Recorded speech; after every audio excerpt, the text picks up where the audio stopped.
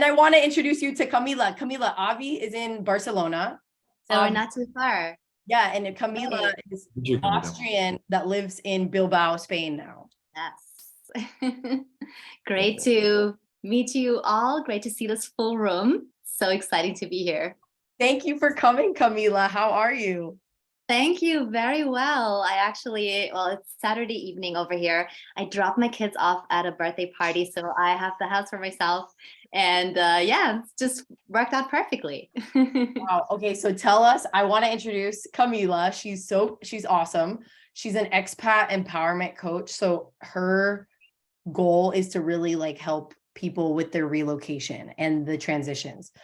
Specifically for expats. And so Camilla, can you give us a little intro background about you, where you're from, where you went to, and your business? Yes, absolutely. So like you mentioned before, I was born and raised in Vienna, Austria, Central Europe. I come from a multicultural family, so I have Italians and Spanish and Slovenian in my family tree. And so I guess, it's kind of in my DNA that I always wanted to move abroad. I just always had this passion for different cultures and languages. And so I did. At 16 was my first experience abroad, a semester overseas. And then at 18, I moved abroad for good. And ever since then, so it's been like 20 plus years, I've been an expat, a repat in between. So I also returned for a few years here and there. And 5 years ago now, I started my business of, like you said, expat empowerment coaching. And what I do is I help women who live abroad to dream and play bigger so that they can stop second guessing themselves and just really start fully trusting in themselves and in their future abroad. Wow, I love that. And okay, so I want to know how did you get to Bilbao, Spain? Because it's so funny, Camilla. I used to live in Bilbao. That's what first sparked my interest of, okay, I need to move to Europe, was Bilbao and the culture and how beautiful it is. What brought you there? For me, it was my husband's job. So I was a self-initiated expat ever since until I got married. And when I got married, I started traveling for his international career. And let me tell you, that's a completely different kind of thing. So at first, the first assignment we had, it was really difficult for me because I had given up my job. I felt like I wasn't in control of the situation. I didn't have a say, and I felt really dependent, and it really took a toll on my confidence, on my autonomy. And that's actually also where the idea for this business was born. So yeah. Wow. So you were an expat first. So you would, before your husband was in charge of, like, he took, you to Bilbao. That was the reasoning. But before, it was your invitations that brought you to these other countries. Exactly. And actually, our first assignment, it wasn't to Bilbao. We were first in Munich, then in Madrid, back to Vienna, now in Bilbao. So it's kind of like every 3, 4, 5 years, we make a move. That's a lot. It sounds overwhelming. Now I get and 3 kids, may I say. I have 3 boys. They're 8, 6, and 2, and they're in the luggage as well now. Wow. So how did you find all these jobs as an expat in all these different countries? If I could first start with that, like what was when I was. Yeah, so actually the first years abroad, I went to study in the UK, then in Spain, and then I applied for an internship, and then I had a job. So yeah, it just kind of happened, but I guess I pretty soon started my own business because it is a hassle to be changing jobs and going here and there, and having a globally mobile business is just something that gives me the sense of continuity and consistency, even though I know I'll be moving again, Of course. Well, that's amazing that you started your own business. And so I'm hearing that you went first for a master's degree. And then from there, just things started opening up for you. And you kind of got to like a boiling point where you're like, I don't want to keep working for these companies. So then you just started something yourself. Yes. or better said, I had quit my job to follow my husband abroad. And I was like, what did I do now? Literally, what I did is I just strolled up and down supermarket aisles because I was so bored. I didn't know anyone. The people I did know, they were working. I wasn't working. I was pregnant, so it didn't feel good to apply for a job knowing that I was just, pregnant. So I was like, oh my goodness, what do I do with my life? And yeah, that's just the kind of situation that I don't want people to be in, because there are so many opportunities and it's getting more and more. So that's really my mission, to help women see those and make them theirs, even though they may not have moved out of their own initiative. Right. So I'm hearing you say that you felt like stuck. You felt like, okay, I'm bored in a way. You were like, I'm walking in these grocery aisles. I'm not working. My husband's working. What am I doing? So what do you recommend to people to kind of get out of that phase? Because I know there is a honeymoon phase when you get to a new place. You're like, oh, this is so awesome. But then, you sitting there and not really having anything to do. How did you move through that? Yeah. So, I think first of all, you need to have really realistic expectations. A lot of times when we think about moving abroad and living abroad, we think of it, or people think of it, right? With this kind of vacation mindset, like, oh, that's so great. How exciting. You live in Spain, you live by the beach, you can go there all the time. You can have jamon all the time. Which is ham, for those that don't know. Right. Spanish ham. Yeah, but also you are living real life, right? So you will need to, I don't know, figure out your work situation. You will need to make friends, like Abby mentioned. You will need to go to the doctor in a different language. You will have visa problems, paperwork stuff. There will be some real things coming up. So having realistic expectations, I think, is something that will set you up for success, so that you don't feel like a failure when you start struggling in one way or another. Right. And yes, and also, regarding my situation, I think it was really about realizing, well, first of all, I guess, acknowledging what was going on, because sometimes when things don't go as planned, we don't really look there. We kind of look away, or we point the finger on someone else or something else. So we really need to look there, acknowledge what it is we're going through, acknowledge the unpleasant feelings that we may experience.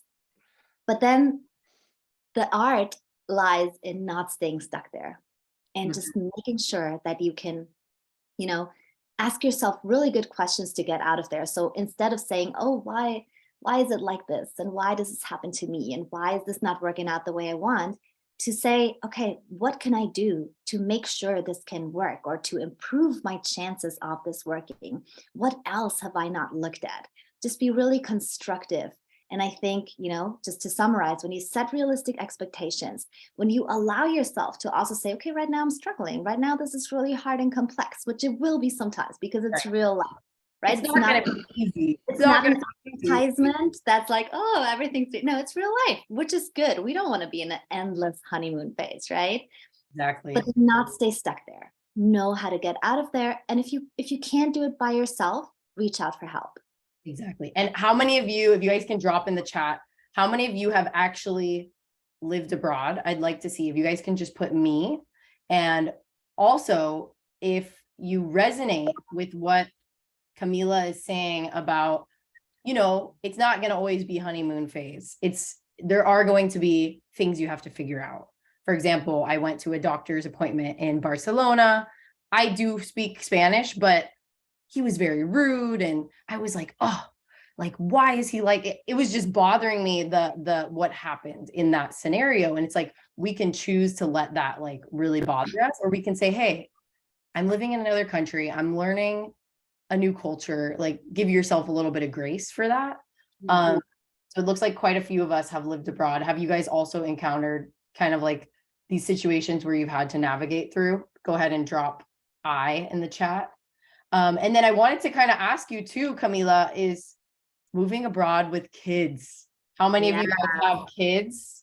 Please put kids in the chat. I'd like to see who has kids and who actually wants to move abroad with their kids, or maybe you're looking for a new relocation. What does that look like? And how do you deal with the transition for those children? Because it sounds like you've lived, did you say 3 or 4 different countries with your kids already? Yeah, yeah, yeah. Oh, wow. Yes, and I think it depends a lot on the ages of the children, right? And also on their personality, definitely. I think no matter their age, it's absolutely possible to do that. So I do want to encourage you, just that when they're a little older, you would probably need to, do this with them, fill them in, and maybe go visit that country beforehand so that they can, or really teach them about that country.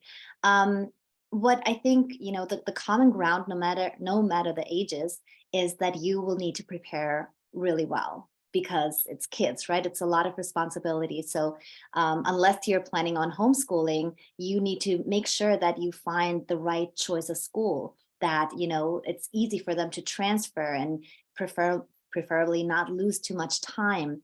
That maybe you're looking for an international school, make sure there is one, make sure they have space for your kids, um, stuff like that. And then one more very important thing, you are moving there, and maybe this is your situation right now, but maybe it's not. So you need to be aware you're moving there, and you, at the beginning at least, you will not have a support system, right? You will not have grandparents and aunts and uncles that can come by, and godparents and stuff, and your childhood friends to help you take care of your kids. So this is something you need to look for and create for yourself. It might take some time, but I think it's absolutely possible. Just bear that in mind. In the beginning, until you've created this kind of support system, it will be you and your partner if you're traveling with a partner, right? I totally resonate with that. And that's actually something that we're going to work on for those of you who upgraded to VIP. I'm hosting a 3-day workshop, which is called Plan Your New Life Abroad. And one of the exercises we're going to be doing in that workshop is finding Facebook groups, finding groups that you can already start to engage on and creating genuine connections. I'm going to tell you guys, did you know that all of these relationships that I've just created in the last month with these wonderful experts has all been done through Facebook and Instagram? Look at how beautiful that is. Like, look what you can create literally just from sending a message, sending a voice note. Hey, I have a genuine question. I'm planning on moving abroad with my 4 kids, and I'm really nervous. I don't know how they're going to transition. And that could even be like, if you're from South Africa, joining South Africans in Spain group, or South Africans in Barcelona. They have all these groups, and connecting now with people, asking them questions. I know Eric Smith in the group, he told me he's done that as well, but that's a really good way to start. And hey, I'm in the country. I'm in Bilbao, Spain. I'm in Paris. Can we meet for a coffee? And that's how you start these relationships. And another thing I wanted to add to that is, you're actually, even though they're not family, like, people will become family. My neighbors in Barcelona, like, to this day, if I told them I needed something, like, they would drop everything and they would drive and see if I was okay. I mean, it's just, yeah, there's a new sense of family when you move. So I don't want people also to be scared from that, but know that you Exactly, just have to because others in your situation, they're in the same boat. So they will be looking for the exact same thing.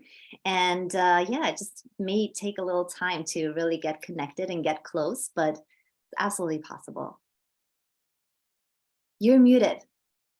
Oops. What does it look like with young children? Like, how easy was it to transfer their credits into the new schools from like Austria? The last time we moved, they were both still, the older ones, they were both still in kindergarten. So I didn't have that struggle. Now we sent them to the German school, which is an international school. They have German schools like all over the world. So that would also be a criteria for our next move, to make sure that they can continue. And the same holds true for the American International School, the British International School. They are, located all over the world, and they will make sure that your child can go from one country to the next within the same system. Yeah, and for those of you that don't know about that, there are, like she said, international schools for your country. So like the American school in Barcelona, there is, and they're private, but it gives them a sense of community, like connection back to their home country. And so that's really nice that you decided to do that. Do you know anybody else that doesn't do that, and they just put them into the regular schooling system? And what do you think that would look like? Well, not particularly in Bilbao because we have the the issue with the Basque language, which is, so all schools here, all public schools are bilingual. There's no Spanish speaking schools. It's all bilingual schools. Mhm. And Basque is such a difficult language. It's not, related to any other language apparently.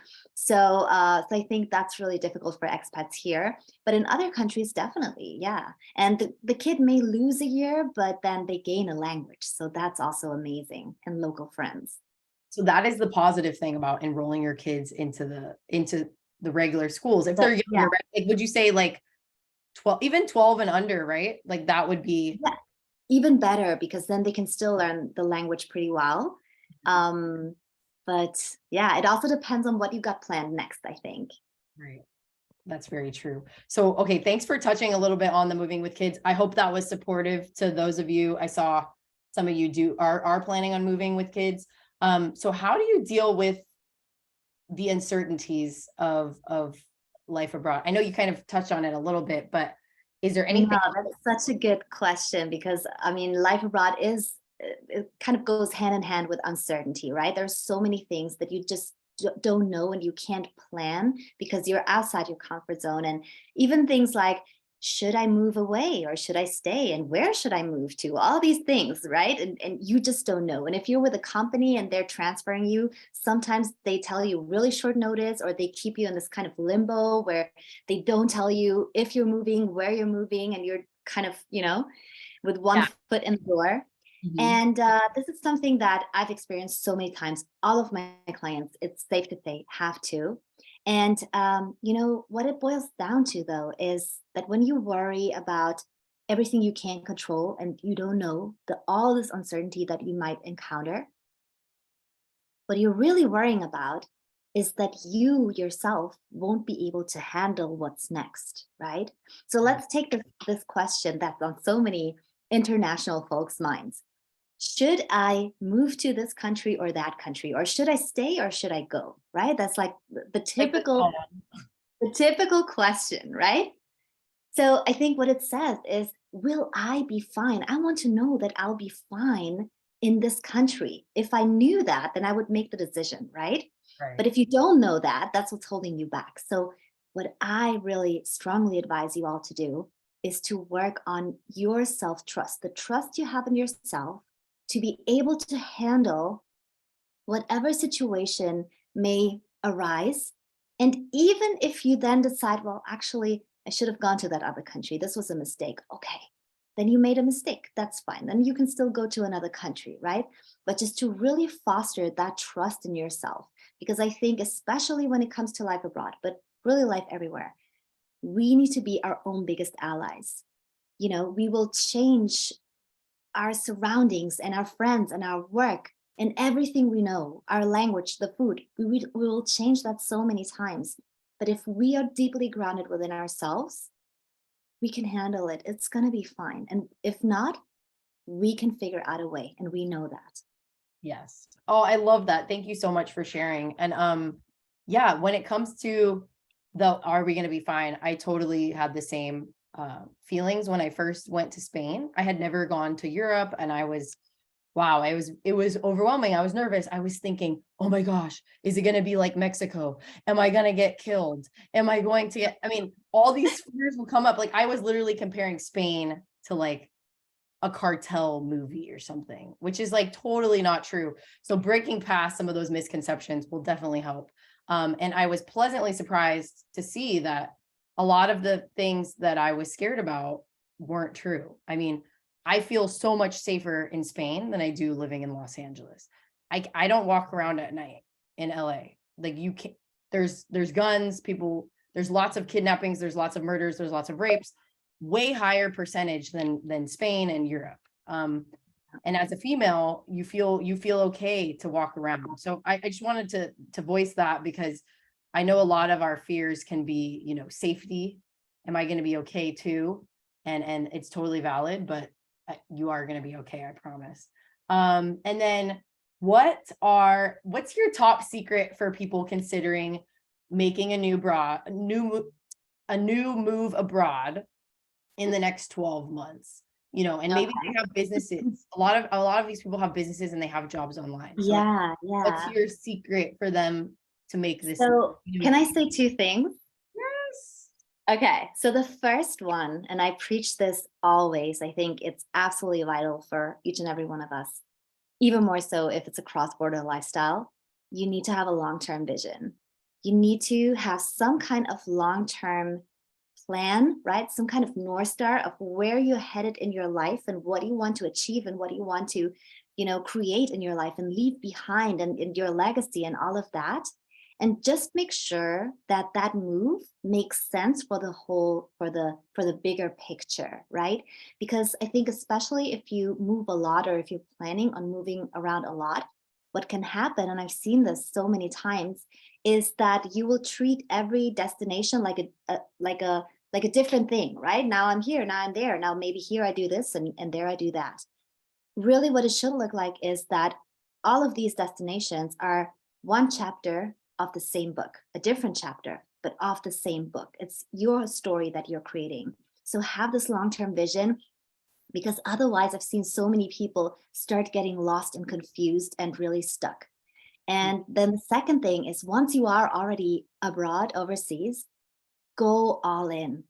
Like, just be there fully, learn the language, eat the food, meet the locals, make the most of this opportunity. Don't hold back, because if you want to hold back, you can stay at home, right? But if you're gonna do this adventure, you're gonna already go outside your comfort zone. So be, prepared to go that extra mile also outside of your comfort zone. Go all in. I love that. And how many of you resonate with that? If you can put me in the chat, like how many of you, and feel comfortable to tell us the truth, how many of you feel uncomfortable with going and you have these fears and you have these doubts? And how did that resonate in terms of like creating that overall vision? So you don't just allow the moves to kind of like dictate you, but you have some sort of vision. Okay, cool. Thank you so much. I mean, Thank you for having me. I want to open up the Q&A for people. So if you guys want to ask, I also dropped the free gift in the chat. Camilla, if you wanted to explain your free gift, which is the complimentary clarity call, 45 minutes. Yes, and absolutely. the free guide to the 20 confidence killers you need to stop doing in order to thrive abroad. I've put them in the chat if you want to just touch on those. Exactly. So that's a free guide, 20 confidence killers you need to avoid if you want to thrive abroad. I think it's really useful. It's really powerful. It's different from what you typically hear, a lot of it. And you can just, you don't need to read the whole thing at once. You can just pick and choose, and it'll make a big difference. And the second thing is the clarity session. It's 45 minutes. It's a free gift. There are no strings attached. It's really my gift to you to get clarity about what your life abroad could look like, what your long-term vision could be, that makes so much sense to go abroad. Even like professionally, they call me Vision Muse. Just yesterday I had a call with someone and we came up basically with her entire business plan. Like she just had like this flaky idea and we just like nailed it. So love it. Let's try that. Let's do that. So it can also be for business, like new business ideas. Absolutely. Or just like clarity on like where you want to take your business. Absolutely. Things like that. I know a couple people in here, like they have businesses and they either like, they aren't feeling they're reaching their true potential of like, monetary, but also like, what is it that thing that's missing? So that would be really nice if you guys wanted to book that call. Okay. Yeah, and can we open it up for questions? Feel free to raise your hand. We have a little Zoom hand in here. You click on reactions and then press raise hand. So many comments that I'm going to read through just in a minute. Yeah. Anybody have a question? Step out of your comfort zone. It's okay to do that. Anything about kids? Anything about, I feel like we had a couple questions in chat. Let's see. A page is okay, come on, unmute yourself, Paige. Muted? Yeah, there we go. Hi there. How hard is it to travel and to move? We have a large dog, and that seems to be my biggest issue, that for getting it over there, but finding people that can help, or people to help dog sit, or, if we're working? Do you find, And are have you you, looking to move to Spain or just in actually, general? we're moving to Paris Okay, nice. in So I September. don't know what the situation is like in Paris, but I think it's safe to say that in the European Union, it will be very similar. So, dogs are super welcome. There are dog hotels, there are dog sitters, absolutely. And like it surely happens in the States as well, you make friends through dogs so much more easily. So I do know that you need some kind of dog passport. And I don't personally have a pet. I'm just telling you what I know from friends. So, do look into this Oh, I further. already have. We've already got that all handled. Oh, and Right. she's like my cousin-in-law. She here in LA, she literally works for the biggest doggy transport, like pet transport company. Really? They That's do, where I need, can I have her name?